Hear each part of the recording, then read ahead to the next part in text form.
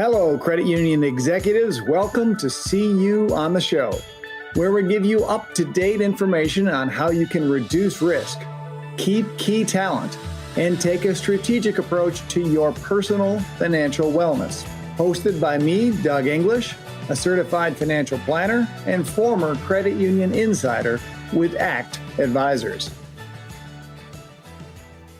My guest on today's podcast is Kirk Drake. Kirk has more than 25 years of fintech experience and is the author of Credit Union 2.0, a guide for credit unions competing in the digital age. As CEO, Kirk has raised over $15 million in capital for his credit union partners and founded multiple seven-figure companies, including OGO, CU Wallet, and CU2.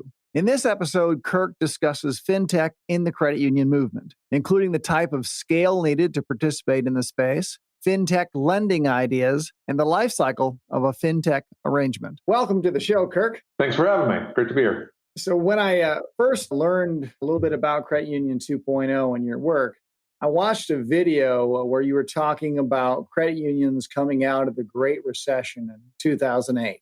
So can you talk to our listeners a little bit about that video? Yeah, so really the genesis of that began probably in I started this high school bank, moved to Washington, D.C., started working at a credit union. And the first credit union I work at, you start hearing all the industry kind of buzz, and they're talking about how we need to really be more convenient, more trustworthy, more accessible, better rates, all those kind of things. And I start following kind of the Radin financial model and going to their events and all that kind of stuff. And this was right around the time when credit unions were doing a huge lobbying campaign of Congress to make sure that we weren't taxed and really began expanding some membership options. So it really felt like a movement, right? And that was like my first kind of career experience. And so I really bought into that, fell in love with credit unions, spent the next 10 years working at credit unions. And around year 10, spun off and created ongoing operations as a CUSO, and frankly, just stopped paying a little bit as much attention because OGO is very IT infrastructure oriented, so didn't do as much on the member side of things. And then in 2013, created CU Wallet with Paul Fiore, founder of Digital Insight, and really kind of fell back in love with the consumer side of things. And so when I started really working on the first book, Credit Union 2.0, and I started researching, I really went back to all the things that I had heard over the years about rates, convenience, trust, all those pieces, and said, I'm going to kind of call BS, right? Like, we've done all these things as an industry. We are more convenient. We are more trustworthy. We have better rates. We have all these things. But 2008 comes along, and this is our time to shine. You got Susie Orman out on every talk show going how great credit unions are and how great we are for consumers. Banks are looking terrible. And then when I look up 10 years later and I'm writing this book, credit unions have barely moved the needle. We captured 1% market share as a collective industry between 2008 and 2019, 2020. And you just kind of look at that and go, well, if it's all about convenience, rates, trust, and those pieces, how come the whole world didn't just move over to us, right? This was our heyday. They're down and out. They're getting pounded on by the regulators, by every news outlet, all this kind of stuff. And it made me really question about what we think consumers want and what we think members want and what we need to be providing and how to build organizations like that. Because I think a lot of times we think we know, and we think it's based on what our own personal experiences are. We think we want them to be more professional and more bank-like, more stable, more consistent. Yet most people, I think, who join credit unions aren't joining credit unions because, yes, you need to have better rates and more convenience of those things. But we need to be better as credit unions of really demonstrating the cooperative difference. And I think things like REI or Rogue Credit Union or MAPS Credit Union, where they've got these kind of feedback loop, patronage dividend things that really help the consumer tangibly feel that difference, feel the values, feel the cultural difference in this. That's really how you get the explosive growth. It's not, because if we're competing on rates, price, scale, those things, we're really playing the game of our opponents. We're not playing the game of what is really our core competency. And that's before fintech. Yeah. And so now you're really involved with fintech and you have your Fintech Library and quarterly meetings with credit unions. So talk to me about that. I want to know about what that is and how that functions. And then let's get some great ideas for credit union leaders to be able to build their institutions and serve more members. Absolutely. So I think it really, back in the days when I was a CTO, CIO of a credit union, what I found was lots of interesting startups would come through my door and want to partner with the credit union. And if I found it was a great idea, we'd go down that journey, we'd try it, but inevitably we'd get stuck at 2 points: core system integration. And even if we were successful getting past that, if we were the only credit union to adopt it, then generally speaking, within 18 to 24 months, that company would give up on credit unions and go someplace else, right? And so you had this need to have a group of credit unions believe and demonstrate that we can be an ecosystem and a financial B2B partner in that regard. And so as I was writing Credit Union 2.0 and researching that, what I just kept finding was lots and lots of, I like to say I'm 51% credit union person, 49% entrepreneur. So half of my network is in the entrepreneurial world who see things very differently and are off creating new ideas. And they're really, really good at solving one problem way better than we ever can as a credit union, because we're trying to serve a very diverse set of products and services. And so as I looked at that and kind of started looking at the onslaught of fintechs, what I just really noticed was the number of transactions that were being pulled away from the credit union world without our even knowing, whether it's PayPal or Venmo or any of these things, just kept growing. And as an industry, we weren't noticing. And then secondly, the number of innovations that were coming in were exploding. I probably talk to about 25 new fintechs every single week that just walk through my door, me not even looking, right? Just poof, call up, hey, we want to talk to you. We're in a really frothy time period, and all of these guys share the same problem, which is they don't have the bank charter structure that credit unions do. They don't have the lending licenses that credit unions do in the regulatory environment. They have great ideas and they're able to really execute on very specific things, what I call the atomization of financial services, where they're breaking it into all the small parts. The good thing is most of these early stage entrepreneurs really believe in the social cause of what they're doing and want to find great partners that frankly aren't banks partner. Yes, some of them want to go bigger than that. We like to say there's three groups. There's the ones that want to eat your lunch, the ones that want to have lunch with you, and the ones that want to serve you lunch.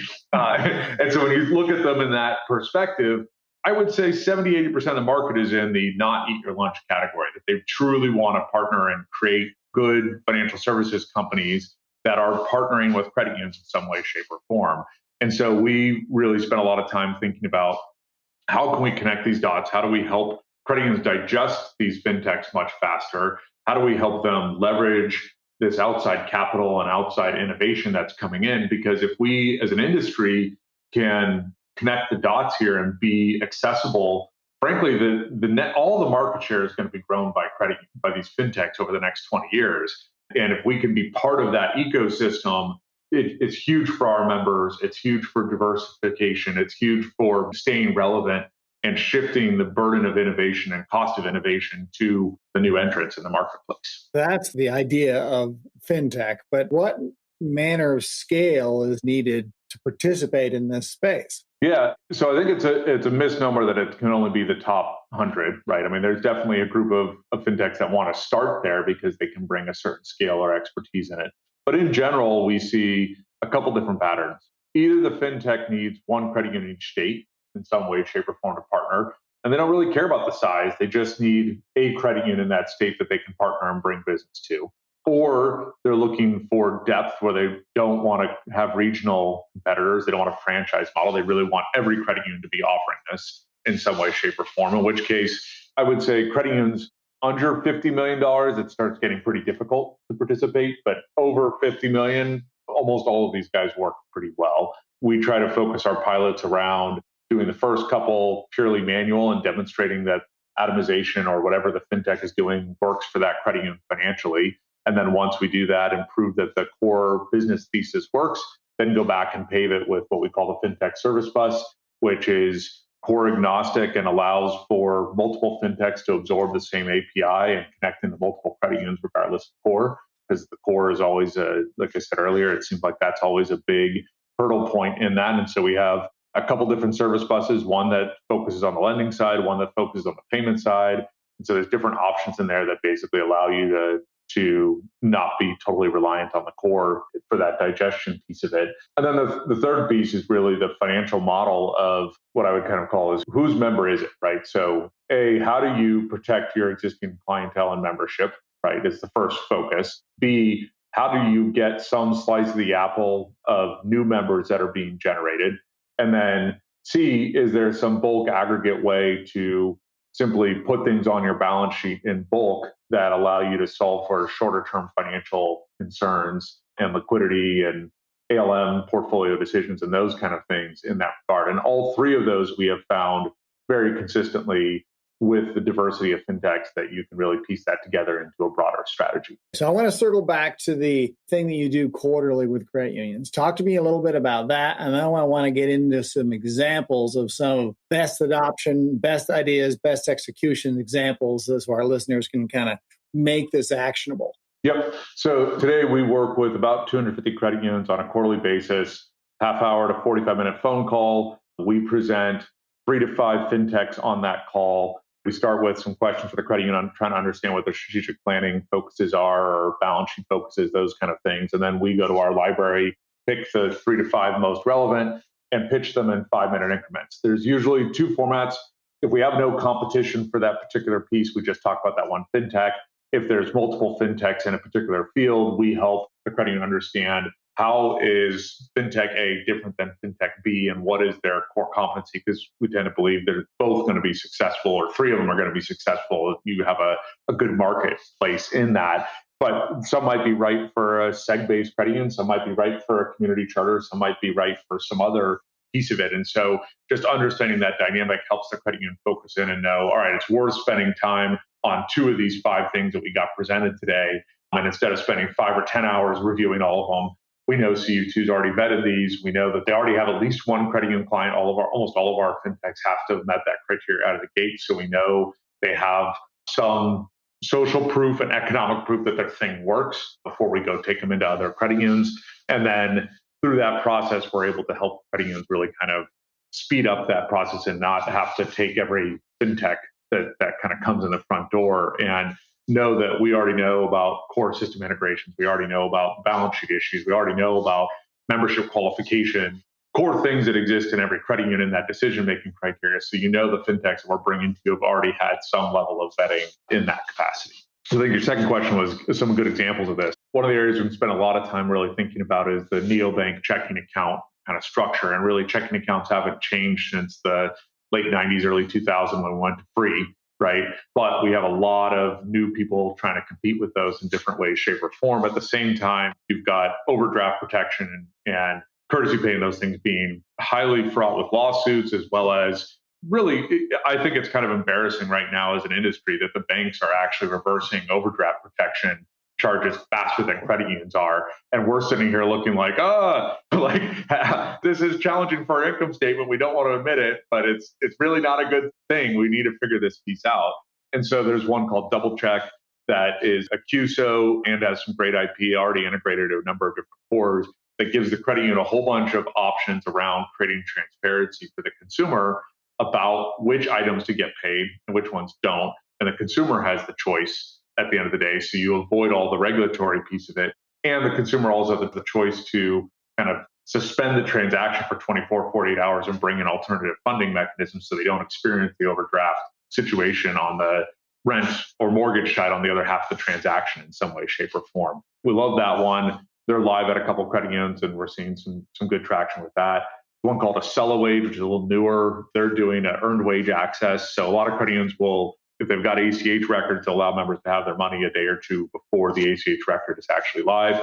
These guys actually, I think, get to the core way of generating members for credit unions, which is you have a SEG offering that allows you to go to your SEG, partner with them. They take care of the integrations with their payroll system. And now the consumer can choose to get paid 5 to 10 days early for a $2 fee. But the data for how much they've worked is coming from the payroll provider. And the only way they can get this is if they're a member of the credit union, not if they're Bank of America or something else like that. And so it gives credit unions a huge differentiator and ends up being a huge marketplace right now of growth, especially in the neobank Chime kind of world where they're already offering this kind of natively in that. And so those two Double Check and SLOH, I think, are doing a great job of beginning to reimagine the checking account as we know it. And you can start to see the pieces of where this is going to go over the next 5 or 10 years and how the credit union can really adjust this for the next group of members that are going to want not my mother or father's checking account that's based on bill pay and PFM, but really starts getting into the next generation of how to think about financial services.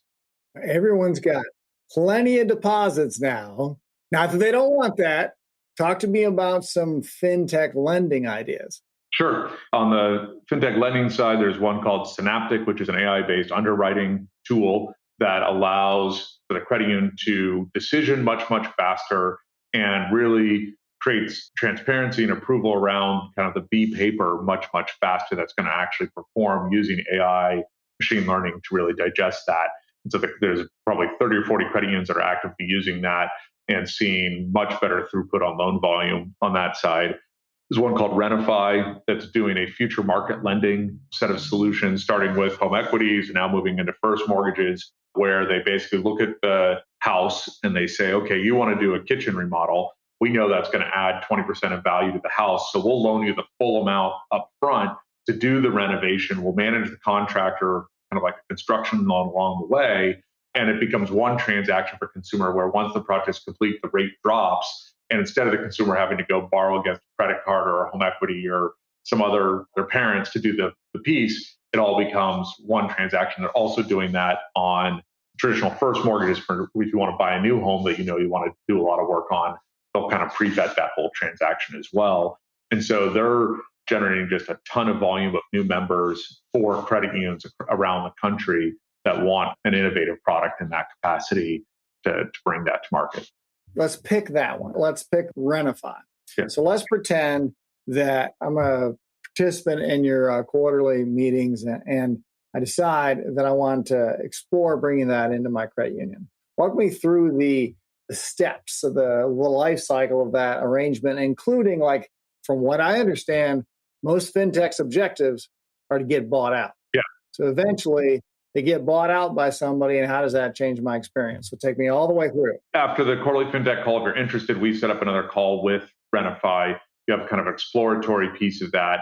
And if that's something interested, then they set up a small scale test with you to say, we're going to bring you 10 loans, see how this does with it. If you like it, if you need to tell us what your underwriting criteria would be, and then we're going to put those loans on your books. We're going to do it all manually. And then once we get good at that, then we're going to go back and plug in into your lending system and bring that pipeline directly into your environment at that stage and allow you to say, I want a commitment of $25 million a quarter, $50 million a quarter, $100 million, whatever it is. And then they're going to go off and generate that new business, those new members, that new pipeline for you in that regard. Back to your question about exit strategy. This is definitely something I saw at Ongoing Operations when we started doing IT infrastructure, IT security work 15 years ago, was if we partnered with the best technology, there was one of two paths. Either they were VC funded and they were going to be bankrupt, which was a problem for us, or they were going to hit it huge and the credit unions wouldn't matter.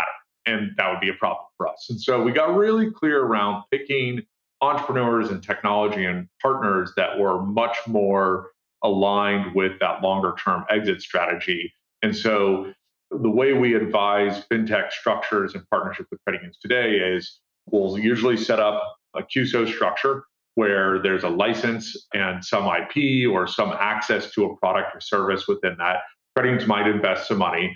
We'll then facilitate having that money go as investment capital in the fintech, usually in the form of warrants. So there's no downside risk to the credit union, and the credit unions are getting kind of a coupon back from the fintechs out of their own revenue stream. So get 100 credit unions paying $1,000 a month each, pay a 5 or 7% operating income coupon back until the credit unions get their money back. And then it reduces at that point. The credit unions just have the warrants. So if the thing ever exits and there's a huge windfall, credit unions win, execute the warrants. If there isn't, they just sit there and keep getting this nice kind of passive dividend out of that structure. And that's a role CU2 plays where we end up running and administering the QSO on behalf of the credit unions and playing board member or entrepreneur for the fintech in that regard. And then secondly, in the lending space, we want to make sure that that's a good long-term structural relationship so that even if they do sell, credit unions are still getting that pipeline of loans long-term and making sure that we're structuring the partnership agreements between the credit unions and advising both on the fintech and the credit union side of how do we structure this in a way that this is going to really not just you use the credit union, you built a great business, you exit the business, you walk away with a bunch of money and the credit unions are going, great, now I got to go do this all over again. And that's exactly where I was going. So what I heard you say is this is part of what your company is doing is the credit union creates a QSO and then funds a QSO and the QSO gets those warrants. But that would demand a certain level of scale, right? You need to have a certain amount of scale to be able to have the time to participate in that, have the capital participate in that. What if you just want to plug into the fintech and they may go and be gobbled up by someone else and be gone? Is that an option or do you kind of have to go the other way? You can go the traditional route too. We do have a couple other options that we're working on. So one of which the Circle Fund has raised a couple $100 million from about 60 credit unions that are investing in this fintech. I'm much better as an entrepreneur, hands-on, client 2 through 100 is what I like to say is my sweet spot. After about 100, I get distracted and and don't like operating the things. And I love the hairy, messy part of core system integrations, pricing models, first-time client issues, that piece of it. So CU2 has a fintech fund where the credit union can put some money in, and then we place those bets across 20 or 30 different fintechs and manage that whole life cycle, with the idea being that you're able to just go along. We bring you these pilots and these different things on a perpetual basis. And then if we win, or when we win collectively, we're sharing in that with the credit unions across that whole spectrum. A cooperative hedge fund. Are you running a cooperative hedge fund? You could call it that. But I'm a huge believer in taking what works in other spaces and bringing it into the credit union space.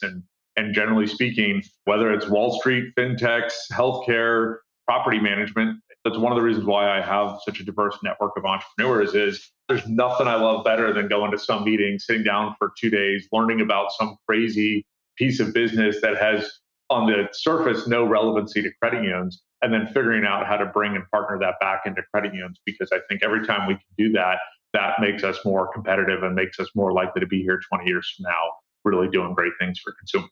Interesting. This is forward leaning stuff. I love these kinds of ideas to help our credit union leaders be successful. We're about out of time for today's episode, so I'll kick it over to you for any closing comments or thoughts for our listeners. The number one thing that I think I see in credit unions that I find frustrating is the lack of curiosity, right? And so I would just encourage everybody, lean into it, explore something, see if you can get it to a term sheet, even if you don't sign the term sheet, right? Like just take that next step and say, well, how could we make this work? And my guess is you'll find something interesting that brings, even if that one thing doesn't bring you value, the process of learning how to do that and then getting better and better at that third or fourth time, you're going to find some gem that comes along and changes the trajectory of your credit union. But it all starts with curiosity about maybe I don't fully know exactly. I think there's a book called Think where the guy talks about we tend to think we're smarter because we see patterns earlier, but usually we haven't fully done the research, and it's this confirmation bias from our friends and family that tell us we're smarter. But the key is to recognize you're at the top of the hill of stupid at that point, and you're about to go to the valley of despair. And it's not the true learning doesn't occur until you start coming up out of that valley of recognizing just because you see a pattern early doesn't mean that it is the pattern, right? The top of the hill of stupid. I spent a lot of time there. I spent a lot of time there. One of the takeaways we've never had on this show, the top of the hill of stupid. Thank you, Kirk. Really interesting insights, and we'll have your information posted on the podcast. My pleasure. Thank you. That's all the insider credit union knowledge we have for this episode. Are you enjoying the conversation? Be sure to subscribe and share your thoughts with other credit union leaders by leaving us a review. See you next time on See You on the Show.